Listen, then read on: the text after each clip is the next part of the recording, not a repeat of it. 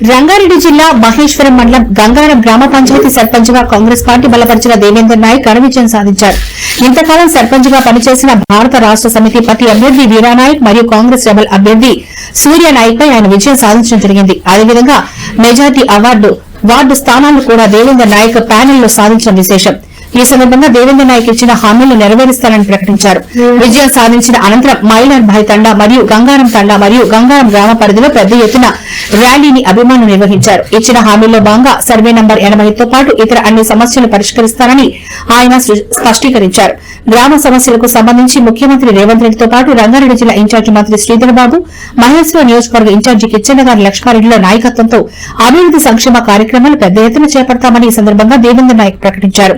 మన విజయం కోసం కృషి చేసిన రంగారెడ్డి జిల్లా పరిషత్ మాజీ చైర్పర్సన్ తీగల అనితారెడ్డి గారు మరియు టీపీసీసీ సభ్యులు దీపా భాస్కర్ రెడ్డి గారు మరియు నియోజకవర్గ ఇన్ఛార్జి కిచ్చెన్నగారి లక్ష్మారెడ్డి గారికి, మాజీ ఎంపీటీసీ పాండు గారికి ఆయన కృతజ్ఞతలు చెప్పారు.